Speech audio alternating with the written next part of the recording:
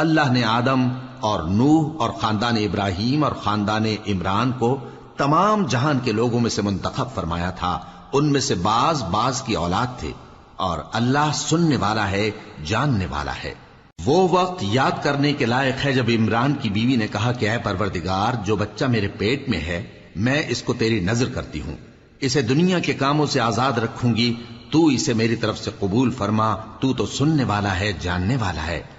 پھر جب ان کے ہاں بچہ پیدا ہوا تو کہنے لگی کہ پروردگار، میرے تو لڑکی ہوئی ہے، جبکہ اللہ خوب جانتا تھا جو ان کے ہاں ولادت ہوئی تھی، اور نہ ہوتا لڑکا مانند اس لڑکی کے. اور کہنے لگیں میں نے اس کا نام مریم رکھا ہے، اور میں اس کو اور اس کی اولاد کو شیطان مردود سے تیری پناہ میں دیتی ہوں.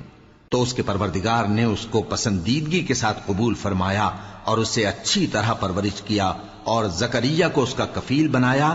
زکریا جب کبھی عبادت گاہ میں اس کے پاس جاتے تو اس کے پاس کھانا پاتے.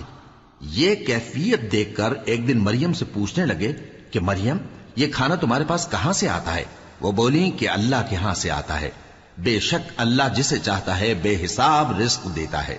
اس وقت زکریا نے اپنے پروردگار کو پکارا، عرض کی کہ پروردگار، مجھے اپنی طرف سے اولاد صالح عطا فرما، تو بے شک دعا سننے والا ہے. چنانچہ وہ ابھی عبادت گاہ میں کھڑے نماز ہی پڑھ رہے تھے کہ فرشتوں نے آواز دی کہ زکریا، اللہ تمہیں یحییٰ کی بشارت دیتا ہے، جو کلمۃ اللہ یعنی عیسیٰ کی تصدیق کریں گے اور سردار ہوں گے، اور عورتوں سے رغبت نہ رکھنے والے، اور ایک پیغمبر یعنی نیکوکاروں میں ہوں گے. زکریا نے کہا، اے پروردگار، میرے ہاں لڑکا کیوں کر پیدا ہوگا کہ میں تو بڈھا ہو گیا ہوں اور میری بیوی بانجھ ہے. فرمایا، اسی طرح اللہ جو چاہتا ہے کرتا ہے. زکریا نے کہا کہ پروردگار، میرے لیے کوئی نشانی مقرر فرما دے. فرمایا، تمہاری نشانی یہ ہے کہ تم لوگوں سے 3 دن اشارے کے سوا بات نہ کر سکو گے. تو ان دنوں میں اپنے پروردگار کی کثرت سے یاد اور صبح و شام اس کی تسبیح کرنا.